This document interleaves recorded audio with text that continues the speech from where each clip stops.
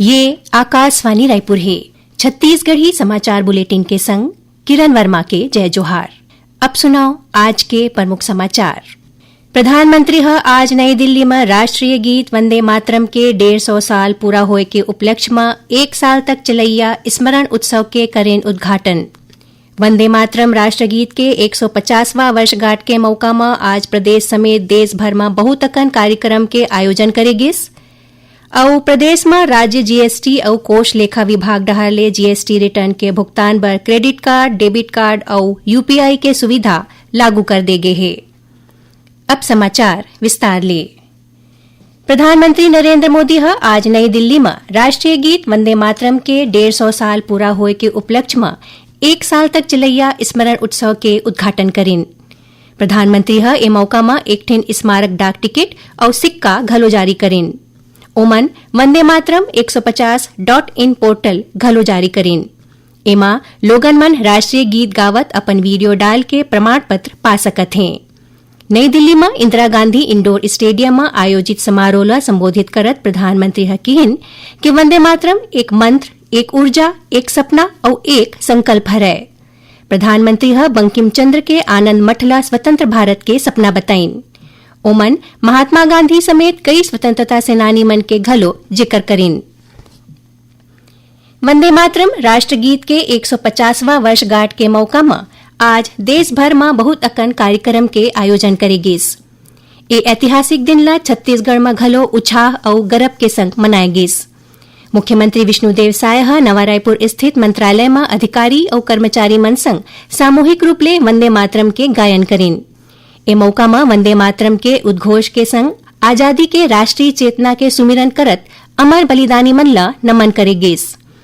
मुख्यमंत्री श्री साय वंदे मातरम के 150वां वर्षगांठ में नई दिल्ली में राखे गए स्मरणों उत्सव में घलो वर्चुअली शामिल हुईन और प्रधानमंत्री नरेंद्र मोदी के उद्बोधन सुनिन।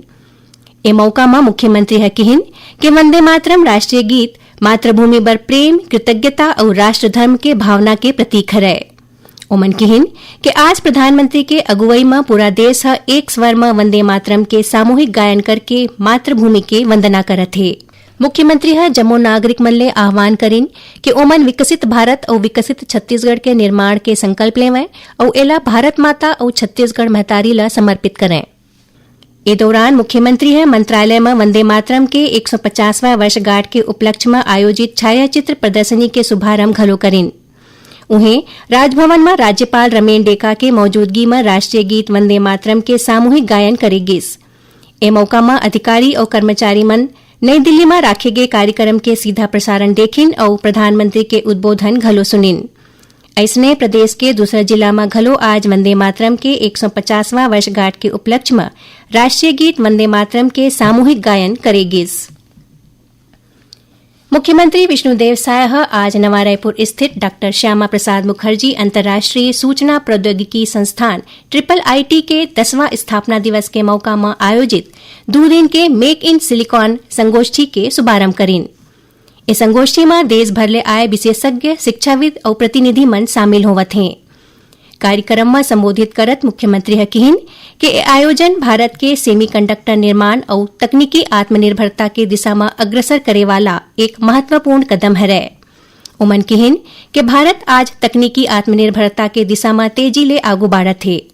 मुख्यमंत्री कहिन कि इस संगोष्ठी ले न केवल छत्तीसगढ़ बल्कि पूरा देश ला फायदा मिलही। उमन आह्वान करें कि हम सब मिलके छत्तीसगढ़ ला मध्य भारत के ज्ञान और औद्योगिकी और नवाचार के केंद्र बनावें और भारत के सेमीकंडक्टर मिशन में सक्रिय योगदान देवें। कार्यक्रम ला उच्च शिक्षा मंत्री टंकराम वर्मा और वित्त मंत्री ओपी चौधरी घलो संबोधित करें। गरियाबंद जिला में आज 7 माओवादी मन पुलिस के आगू आत्मसमर्पण करे है। हमारे संवाददाता बताइन कि ए माओवादी मन हथियार के संग पुलिस अधीक्षक के आगू आत्मसमर्पण करे है। इस सब्बो माओवादी मन ऊपर कुल 37 लाख रुपया के इनाम घोषित रहिस।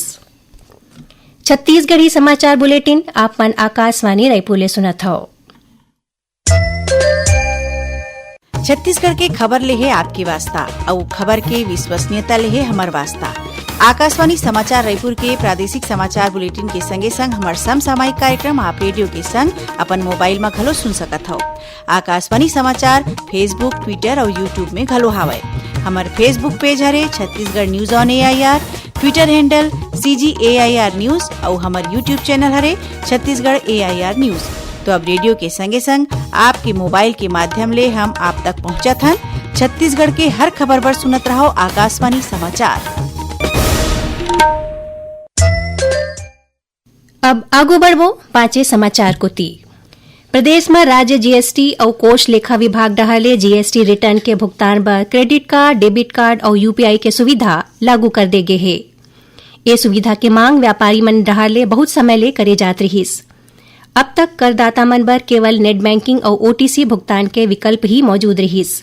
एखर ले कई गांव छोटे व्यापारी और नवा करदाता मन ला बहुत कठिनाई के सामना करे बर पड़त रहीस। कई बैंक मन के GST पोर्टल ले जुड़े नहीं होए के सेती भुगतान करना संभव नहीं होत रहीस। मुख्यमंत्री विष्णुदेव साय ह कहिन कि GST भुगतान बर क्रेडिट कार्ड, डेबिट कार्ड और UPI जैसे डिजिटल सुविधा व्यापारी मन ला न केवल सुविधा और गति दिही बल्कि राज्य के अर्थव्यवस्था में पारदर्शिता और विश्वास ला घलो मजबूत करही। उन्हें वित्त मंत्री OP चौधरी ह कहिन कि GST भुगतान के नवा सुविधा करदाता मन बर बड़का राहत लेके आए हे। एखर ले भुगतान प्रक्रिया और ज्यादा सरल, तेज और पारदर्शी बनही। संग्रह छोटे व्यापारी मन ला घलो विशेष रूप ले फायदा मिलही। केंद्रीय आवास और शहरी कार्य मंत्रालय डहाले नई दिल्ली में काली 8 नवंबर ले 2 दिन के नेशनल अर्बन कॉन्क्लेव के आयोजन करे जाही। एक कॉन्क्लेव में शहरी विकास के आने आयामों पर राज्य और केंद्र शासित प्रदेश मन संग मंथन करे जाही। कॉन्क्लेव में छत्तीसगढ़ के उप मुख्यमंत्री और नगरीय प्रशासन मंत्री अरुण साव घलो शामिल होही। स्कूल शिक्षा मंत्री गजेंद्र यादव आज रायपुर स्थित माध्यमिक शिक्षा मंडल कार्यालय परिसर में भारत स्काउट्स और गाइड्स के राज्य मुख्यालय भवन के भूमि पूजन करीन। ए मौका में श्री यादव कहिन कि जौन भाव ले स्काउट्स और गाइड्स के स्थापना करे गे रहीस ओ भाव हमेशा बने रहना चाहिए। स्काउट गाइड्स हमन ला आनंद के साथ जिए बर सिखाथे। उमन कहिन कि राज्य के जम्मो प्रशिक्षण संस्थान ला और ज्यादा सुदृढ़ और उत्कृष्ट बनाए जाही। कार्यक्रम में स्काउट्स और गाइड्स के राज्य मुख्य आयुक्त इंद्रजीत सिंह खालसा स्काउट्स और गाइड्स आंदोलन के उद्देश्य और युवा सशक्तिकरण में एकर भूमिका ऊपर प्रकाश डालेन। भारतीय सिनेमा के प्रसिद्ध अभिनेत्री और पार्श्व गायिका सुलक्षणा पंडित के काली मुंबई में निधन हो गए। मुख्यमंत्री विष्णुदेव साय और भारतीय जनता पार्टी के प्रदेश अध्यक्ष किरण सिंह देव सुलक्षणा पंडित के निधन में शोक जताइन है। मुख्यमंत्री कहिन कि संगीत और अभिनय के उखर यात्रा के जड़ छत्तीसगढ़ के रायगढ़ के ओ सांस्कृतिक माटी ले जुड़े रहीन, जी हां, संगीत एक परंपरा नहीं बल्कि एक जीवन धारा है। रायगढ़ में जन्मे सुलक्षणा पंडित अपन प्रारंभिक शिक्षा रायगढ़ में पाए रहीन। ओखर पिता प्रताप नारायण पंडित राजा चक्रधर सिंह के दरबार के प्रसिद्ध तबला वादक रहीन। प्रादेशिक समाचार एकांश के समसामयिक विषय ऊपर आधारित कार्यक्रम बातों बातों में इदारी बस्तर ओलंपिक ऊपर केंद्रित रही। एकर तहत राज्य के उप मुख्यमंत्री अरुण साव ले गे भेंटवार्ता के प्रसारण करे जाही। एक कार्यक्रम के प्रसारण काली 8 नवंबर के FM और प्राइमरी चैनल में बिहनिया 9 बजे ले करे जाही। इला छत्तीसगढ़ स्थित आकाशवाणी के जम्मू केंद्र रिले करही। और अब जानन मौसम के हाल। प्रदेश में अवैया 2-3 दिन में जाड़ बाड़े के आसार है। मौसम विभाग के मुताबिक उत्तर ले ठंडा और शुष्क हवा आए की संभावना है। एक प्रभाव ले प्रदेश के न्यूनतम तापमान में 3 डिग्री सेल्सियस के आसपास गिरावट हो सकत है। आखिर में प्रमुख समाचार एक घाव फेर। प्रधानमंत्री आज नई दिल्ली में राष्ट्रीय गीत वंदे मातरम के 150 साल पूरा होए के उपलक्ष्य में 1 साल तक चलैया स्मरण उत्सव के करीन उद्घाटन। वंदे मातरम राष्ट्रगीत के 150वां वर्षगांठ के मौका में आज प्रदेश समेत देश भर में बहुत अकन कार्यक्रम के आयोजन करेगिस।